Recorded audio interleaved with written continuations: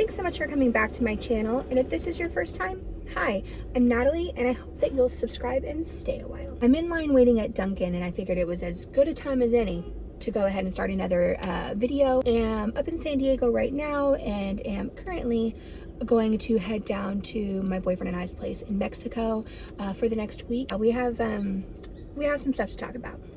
Hi, I have a mobile order under Natalie. All right, we'll see her. Thank you. This is probably the most unserious location to tell you about something pretty serious that's happened the last couple weeks. I'm serious, but okay. About 2.5 weeks ago, I was diagnosed with Bell's palsy. I started noticing that my tongue felt weird. It felt like I had burnt it and I had lost like most of my taste. I was eating some pizza and I was like, it doesn't really taste like anything. So my brain was like, Corona, but it was accompanied by like a burnt feeling, like an actual, it felt like the texture of my tongue was different, even though when I looked at it, it wasn't. So I was like, it's okay, it's not that. Let's say this was nearing 3 weeks, so the next day, Wednesday, I wake up for a dental appointment. I was going to go get a cavity filled, and I was going to brush my teeth, and I realized that the left side of my mouth was just like not wanting to open as much as it should. At my dental appointment, I even noticed during the dental appointment that like they're having to like hold back this side of my mouth. I had the dental work done on this side, but they're having to kind of hold back my mouth for me. And I was just like, man, that side of my face has not woken up yet. Then throughout the day, that was in the morning, throughout the day, I was just like, that's not getting any better. And I even felt like I started to feel or not feel some sensation in my face. And I was like, this is something, right? Now, obviously, as I've mentioned, I'm pregnant and I have a blood clotting disorder. And I mentioned that in my first video about being pregnant. And when anything starts to happen with loss of movement or sensation or anything like that, where does your brain go first? Stroke. And what does my blood clotting disorder put me at a high risk of? Stroke. Long story short, my mom was in the hospital at this time. She's okay now. I've been telling her kind of how I felt, and she was, please keep me updated. And by the end of the day, it had gotten a little worse. Like I felt like I could tell more like that I was not able to control the left side of my face. By the way, I'm having to wait forever in this line, so I guess this was a great time to tell you this story. And now it moves as soon as I say that. It gets after midnight. I call my mom. My mom is a retired nurse, was for 40 years, a labor and delivery nurse. And so just obviously she's always my emergency lifeline in these kind of situations. And she is somebody who had a stroke because of this blood clotting disorder many, many years ago and was totally fine after, but had one. And she was like, I don't like the way this sounds. She was like, I want you to call. Do you have like an after hours doctor line? And I was like, I have an after hours nurse line. So I gave them a call, told them my symptoms, and they were like, and she consulted with a doctor, the nurse did, and she was like, Natalie, I want you to go to the ER. And I was like, okay. And she was like, I want you to be there within the hour. And I was like, I'll go right now. Luckily, I live very close to a good hospital, like very close. So I called my mom back, told her I was going to go ahead and go. My boyfriend was in Mexico at the time at our place because I was staying in town because I had dental appointments, and then I was going to, meet up with him. And he was distressed, and I was like, please just let me go, because driving in the middle of the night over the border is just not the greatest thing to do. You can, of course, but it's just not the greatest. I was like, let me go. If they tell me anything serious, then we'll go from there, right? Walk into the ER. They have you like write your information on a little piece of paper. I wrote left side of face is weak. I have a blood clotting disorder. I'm pregnant. I handed it to him. He literally goes like this. He goes, follow me. Like, didn't even have me sit down, nothing. He was like, follow me. So they took me back. ER doctor within 10 seconds starts doing a stroke protocol on me. Different tests, things like that. I was passing them all, but she could totally see what I was talking about with the weakness in the left side of my face. And then because of the gestation that I was at, so at the time it was 21 weeks, anything over 20 weeks, they want to go ahead and put you in labor and delivery whenever you go to the hospital, usually, because they can still assess the emergency part of it, but then you're in the care of the labor and delivery team. I head up there. I'm immediately greeted by a doctor a neurologist and a couple nurses. She does a few tests on me and she goes, okay, I don't want to scare you. I'm about to call a code stroke. You're going to meet a lot of people really quickly. And I'm doing this out of an abundance of caution. I am not sure you're having a stroke, but I'm not unsure. So let's go ahead and do it. And I go, okay.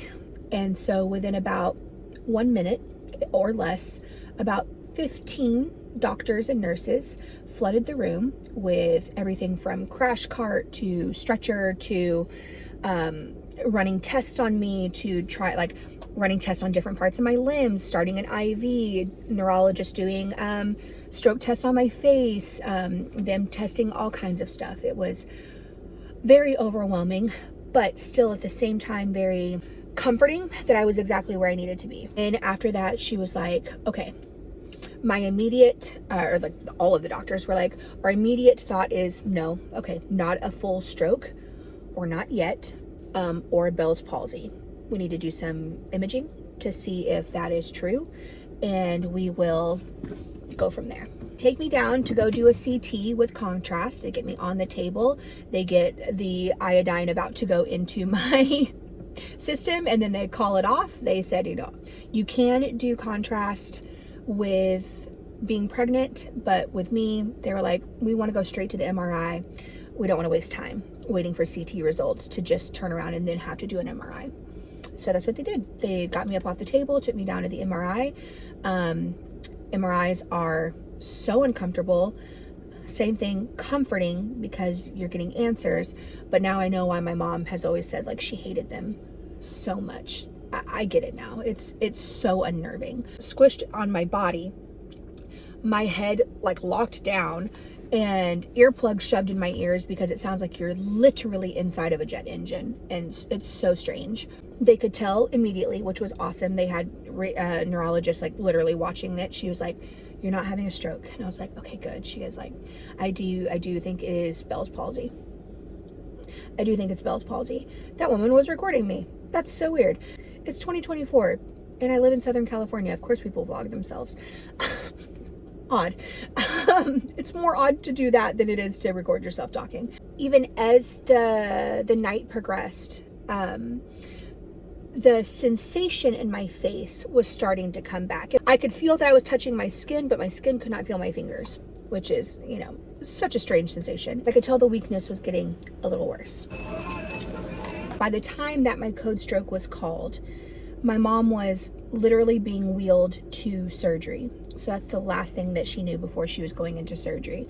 And she tells me like, of course I want to know, like, please. And I'm like, I don't want to worry you. And she's like, I'd be more worried if I didn't know. And she was like, I'm just so happy that you are where you need to be. Obviously being a lifelong medical professional, like she's always going to advocate to go to the hospital. She's like, I'm so glad you're there. Like, let them take care of you. After the MRI, I get taken back to my room. You know, people coming in and out, OBGYNs, neurologists, and then they tell me they want to wait till the day shift radiologist comes in so that they can take a triple look over the imaging, make sure that what everybody else had seen was correct. And I'm like, I'll stay here as long as you want. Now, during all of this, baby is totally fine. If I were to be having a stroke, that is one thing that obviously would affect the baby. Bell's palsy does not. They checked her 6 times, something like that. Like every time I was turning around, they were giving me a Doppler, all of that stuff, checking her heart rate, all of it. So she was totally fine. She was kicking like normal. She was moving and grooving like it was just an inconvenience to her. Literally every person I came in contact with was so kind and reassuring and comforting. And they even kept sneaking me in. Like, she was like, a nurse would pop in and be like, you want a sandwich? And I was like, sure. And she was like, you want a string cheese? You want some juice? And then they kept, you know, filling up my ice water and everything like that. And then I was there long enough that I actually ended up getting lunch the next day. And it was salmon and veggies and soup, and it was pretty good. I've never been in the hospital like that ever. I've gone to the ER a couple times and was only there a few hours. This was the first time I was actually being monitored in a hospital ever. And hopefully never again until birth. And so I'm very lucky in that way. It was just it it was a very surreal experience. And then so after loads, oh my gosh, it's so funny because it's also a teaching hospital. So there are not only the doctors and the nurses and blah blah blah, but then there are students, the residents or fellows, or whichever their title is. It's like at no time, I think there was one time I had just one person in there, and they always asked me if it was okay, and it's like, of course, like my mom's a nurse, I grew up around medical stuff, it's totally fine. Also too, it's a great opportunity for you to learn stuff too. And so I even learned straight up I could do a stroke protocol on somebody because I had it done to me so many times. But they came through and then they explained in detail why it was Bell's palsy versus a stroke, what that means. Bell's palsy is the inflammation and thus paralyzation of the 7th cranial nerve in the brain that affects facial movement. And it also can affect taste. So now I know, looking back, that was my very first symptom before anything, was the lack of being able to taste. With Bell's palsy, it can happen to anyone at any time. There are groups of people that are more susceptible to getting it, but it really can happen to anyone at any time. Like 90% of cases, they have full recovery, everything as well, all goes back to normal. And then there are some cases where it does not. And so, of course, with my job being something that includes my face very much, that was immediate worry to me. My symptoms, I now know, when I was in the hospital, were very mild. And what I now know is that it actually takes up to about 72 hours for full onset. So that was on a Tuesday into a Wednesday. By Friday, I had full paralysis. Some people's it is a hard droop to their eye and their mouth.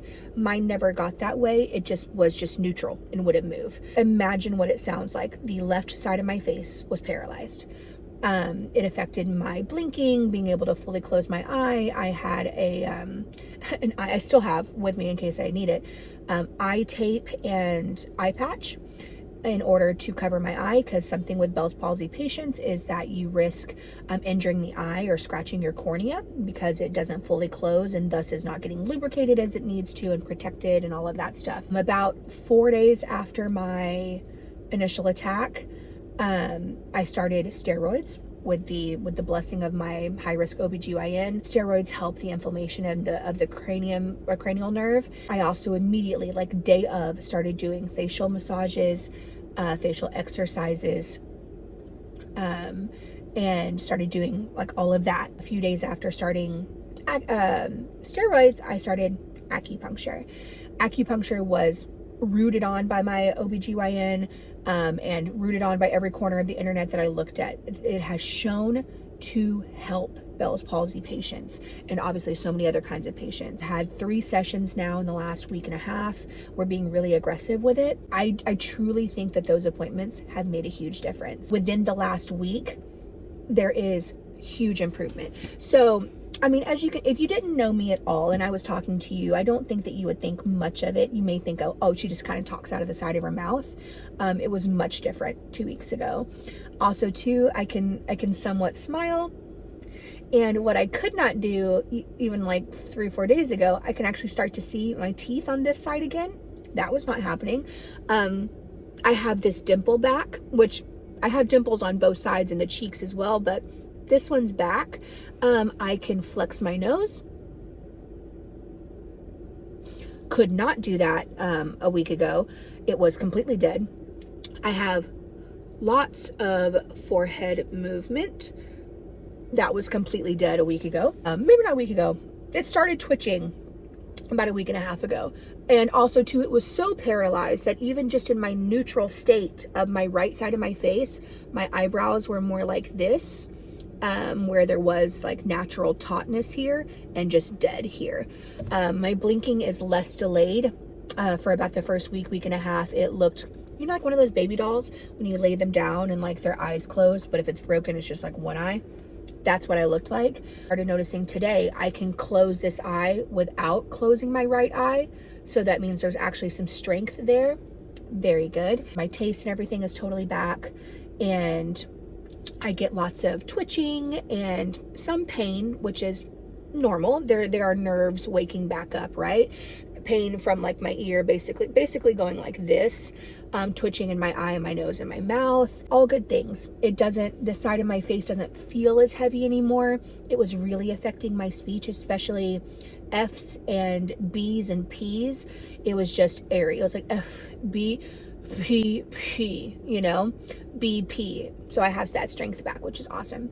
I wanted to do a try on with you of maternity underwear and those belly bands that I got from Amazon. Anything else? Oh, I can drink out of a straw on that side. No go a week ago. If I tried, nothing would come up. It was not strong enough to suction. Oh, I can rub my lips together. Could not do that. I can make a kissy face. Not only could I not make the face, I couldn't suction because of the dead left side. To even like, I was trying to call my dog Lola into the house, and I was like, oh shit, I can't make a kissy face. And so there are still definite, like, if I'm laughing real big or something like that, then you can tell. Or if I'm crying, I look ridiculous crying. Other than that, it really has been a very quick recovery to this point. My acupuncturist, when she saw me day before yesterday, she literally was like, oh my God, I can see so much improvement. I was like, I know. And so she was so happy for me. And she was like, it's a really, really good sign that you have as much movement as you do at this point. I really think that a full recovery is imminent very much sooner rather than later. And I was like, I feel it too. And her and I, obviously, like, her practice is obvious. She talks a lot about like energy and things like that too. She was like, I'm telling you, positivity is going to make all the difference. Just knowing you're going to get better and keeping as positive and sweet of thoughts as you can. And I was, you know, I'm dedicated to that as well. The first 4 or 5 days was really hard. I was in a really dark place. I've been feeling out of sorts about my looks and everything since getting pregnant in the first place. And then for this to hit me was just soul crushing, right? Knowing that it's temporary, it really helped me come to terms and get past the hardest part to then get on with life, right? I can eat relatively normally.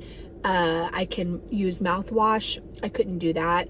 If anything I was eating was liquidy at all, it was just spilling out of that side of my mouth. If I was trying to use mouthwash, I was spilling it out of that side. I'm just truly grateful for the progress so far, and I'm looking forward to more and more and doing my part to make sure I get there. All of that to be said, baby's great. I'm getting better. I wanted to do a try on with you of maternity underwear and those belly bands that I got from Amazon. So that video was taken 9 days ago. Belly bands. Look at how different my even talking is. Like, there's still a little bit of lag for sure, but like belly bands, blah, blah, blah, maternity underwear, blah, blah, blah. And then look at that one. It's nice to see a difference. I'll have inserted footage of, you know, some of my progress throughout the journey this time. I just wanted to let y'all know what's been going on with my face. And why I haven't necessarily made a lot of content in the last couple weeks, but I feel more like myself now, and I feel comfortable to start doing it again. But yeah, so that's what's been going on, and now let's get to Mexico.